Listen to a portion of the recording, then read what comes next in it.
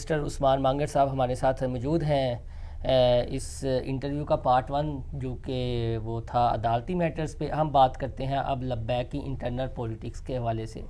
मांगर साहब, बाबा जी मरहूम जब से गए हैं, जितने ज़िमनी इंतखाबात हुए हैं, चीज़ें हुई हैं, वोट बैंक नीचे गिरा है, ऊपर नहीं आया।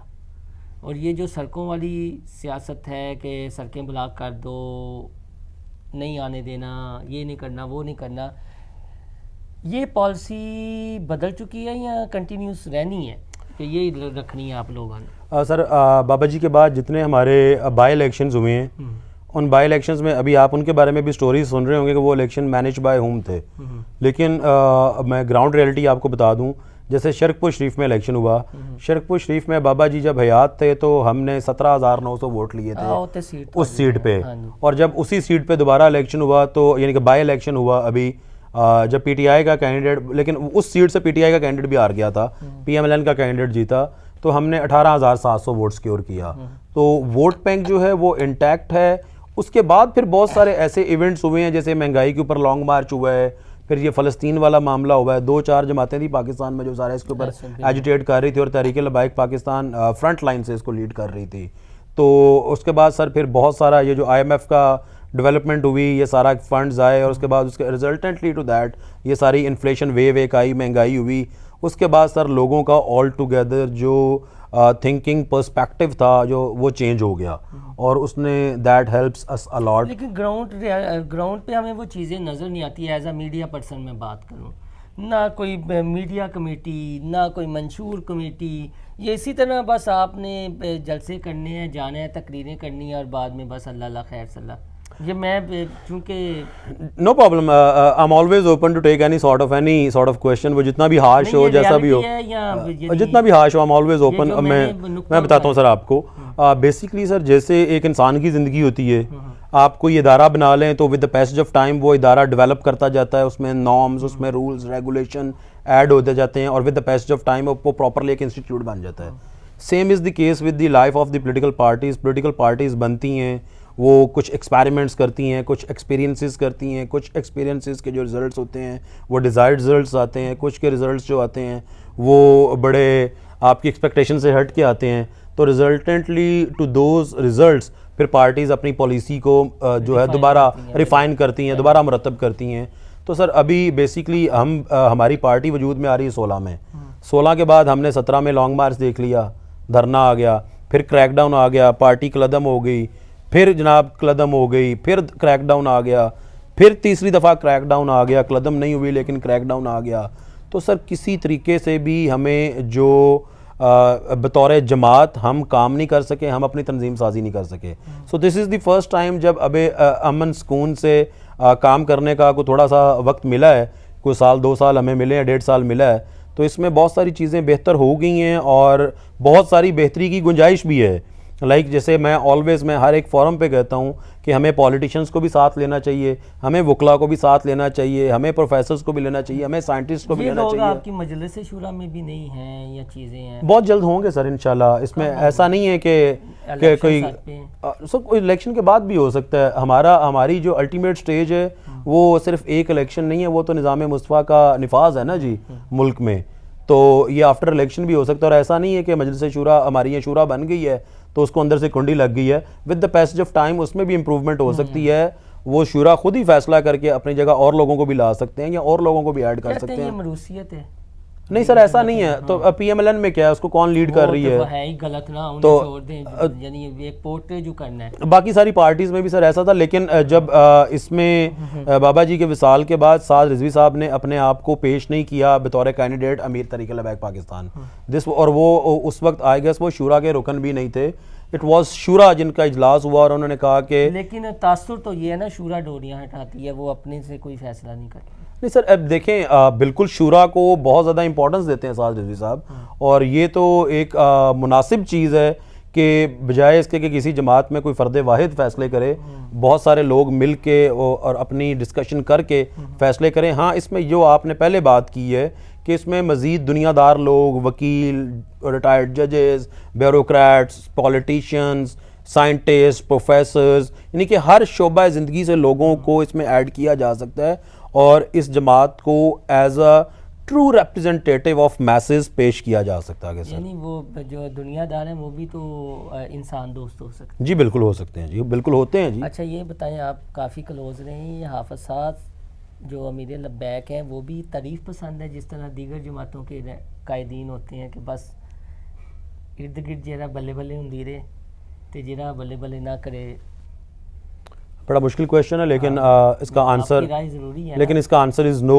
बट आई हैव सीन, मैं बड़ी आप समझ लें कि खुली खुली ओपिनियन दे देता हूँ बहुत दफ़ा।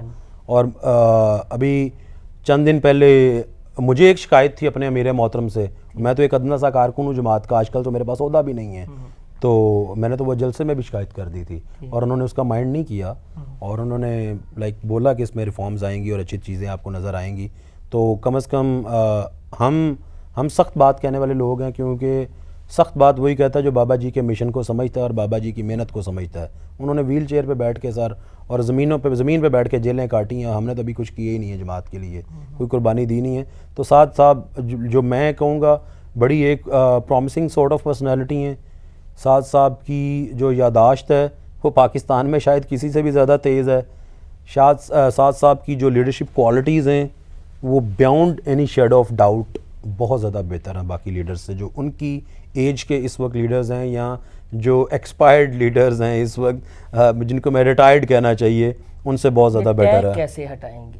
किस चीज़ का टैग? B team. अब हट गया ना सर बी टीम। अब आप खुद कह रहे हैं कि नून लीग मैं एस्टेब्लिशमेंट जी बता देता हूँ सर। पहले टैग था नून लीग की बी टीम है, आज आप कह रहे हैं कि सबसे ज़्यादा बड़ा कॉम्पिटिटर नून लीग का तहरीक-ए-लबैक पाकिस्तान है एट द मोमेंट। अगर इस पोलिटिकल सिनेरियो को आप एवेल्युएट करें, इस्टेब्लिशमेंट की बात है तो इस्टेब्लिशमेंट में सर मैंने आपको बताया अगर हमारे इस्टेब्लिशमेंट के साथ बहुत अच्छे ताल्लुकात थे, हमें सीटें मिलती, हमें वजारतें मिलती, हम भी मौलाना हम भी इस वक्त हम भी मौलाना फजल नहीं सर प्रेशर ग्रुप फिर कुछ वापसी पे कुछ लेता नहीं है। हम तो कोई उनकी हम नौकरी थोड़ी करते हैं। कलअदम दा टैग हट गया नहीं सर, कलअदम होना इटसेल्फ इस चीज़ का सबूत है कि हम उनकी बी टीम नहीं है, बल्कि हम तो उनके लिए बहुत बड़ा खतरा है। हम तो सिविल सुप्रीमेसी की बात करते हैं, हम तो डेमोक्रेसी की बात करते हैं। मीर साहब भी चूंकि उस एरिया दे सन जनरल फैज साहब भी चकवाल दे ते ओ हमसाया दी हया कर दिंदा ते इस वजह नाल जेड़ा सर हम हमसायों का बहुत ज़्यादा ख्याल करते हैं, लेकिन जब हमसाये के साथ जर्नल लग जाए तो फिर हम कम ही ख्याल करते हैं। अच्छा ये चीज़। हाँ, जब मैं कैंट में रहता हूँ, मेरी रिहाइश कैंट में, मेरे इर्द गिर्द सारे जनरल्स रहते हैं, तो इसका ये मतलब नहीं है कि मैं जनरल्स का बंदा हूँ या कोई हम वो को मेरा हया करेंगे या मैं उनका हया करूँगा। बैक ये पीटीआई को कोई यानी पीटीआई पे बड़ा नरम गोशा रखा हुआ है, वो मजलूम है इसलिए? सर कोई भी हो, हमारे देखें पीटीआई ने हमारे पे कितना जुल्म किया है, आपके सामने लोग शहीद हुए हैं सर, सीनों में गोलियां खाई हैं। वो किस लिए गया था? उनकी डिमांड क्या थी? सिर्फ यही डिमांड थी कि भाई फ्रांस का सफ़ीर निकाल दो। फ्रांस के सफ़ीर निकलने से हमें ज़ाती फ़ायदा क्या हो सकता है? हमें किसी और मुल्क ने, फ्रांस के किसी दुश्मन ने कह दिया था कि पाकिस्तान में ये काम करो। हमें तो सर आका सल्लल्लाहु अलैहि वसल्लम की हुर्मत के लिए निकले थे, जुल्म किया, लेकिन आज जब उन पे जुल्म हो रहा है तो हम इतना ज़र्फ रखते हैं, हमारे लीडर इतना ज़र्फ रखते हैं, हम कहते हैं कि यार तुम जो उनके जुर्म है उनकी सज़ा दो, कम से कम जो डेमोक्रेटिक नॉर्म्स और डेमोक्रेसी है उसका बेड़ा गर्क ना करो। हम नरम गोशा नहीं रखते, हम तो हक की बात करते हैं। वो पॉलिटिकल पार्टी हैं, हमारे ओपोनेंट हैं, हम तो कहते हैं उनको भी मैदान दो, हम नून लीग के साथ साथ उनका भी मुकाबला करें, हम सबका मुकाबला करके हम किसी मुकाम पे पहुँचें। और ये भी इसकी एक मिसाल है कि हम जनाब किसी कंधे पे बैठ के नहीं आना चाहते। हम वो नहीं है कि हमें लंदन से ला के हमारे ऊपर रंग करके हमें ज़ेबरा बना दिया गया हों, बेशक हम कुछ और। हम तो सर वो हैं जो यहाँ पे बैठे हुए हैं और लोकली बैठ के छोड़ दें बुजुर्ग, तो बुजुर्ग पाकिस्तान की जान छोड़ दें, सियासत छोड़ दें। 4 दफ़ा आप 3 दफ़ा वज़ीर आज़म रह ली है, 2 दफ़ा वज़ीर आला रह ली है, अब क्या निकालना है इसमें से? अब सर नौजवान नस्ल को लीड करने दें, हमारा मुल्क है इस वक्त, हम नौजवान हैं, आगे से हमारी नस्लें आ रही हैं, हमें डिसाइड करने दें मुल्क की फेट को। कोई उन्होंने सर मुल्क का ठेका अपने सोलो या किसी मजहबी जमात से भी इत्तेहाद नहीं करना? सर मजहबी जमातों से इत्तेहाद हो सकता है, दूसरों से भी हो सकता है। साथ साहब ने बड़ा कैटेगोरिकली कह दी है, जो ख़त्म नबूवत के इशू पे हमारे पॉइंट ऑफ व्यू से मुतफिक हो जाएगा, हम उसके साथ इत्तेहाद करने को तैयार हैं। ये सारी मजहबी जमातें मुतफिक तो हैं, आपको नहीं लगता? जी सर, उस पर बातचीत हो रही है और उस पर कोई ब्रेक थ्रू हो भी सकता है। जमात इस्लामी से भी कोई हो रही है? Minus Jamaat Islami what I see at the moment कोशिश पिछले 2-3 हफ्ते पहले हो रही थी जी। माइनस जमात इस्लामी की बगाड़िया होते तो वो फिर जब बाकी सबका हो जाएगा तो वो जमात इस्लामी से समझेंगे तो बेहतर है। मैं तो कहता हूँ बहुत अच्छी बात है, उनको भी होना चाहिए इसमें जी। नहीं कोई जाती है ना जमात इस्लामी, बिल्कुल भी नहीं है सर, बल्कि हम तो जहाँ पे सबसे पहले रहनुमा थे जिन्होंने जी जी जी जी मैं भी कह रहा हूँ, अभी सैलाब आया था तो उन्होंने भी काम किया और हमने भी किया।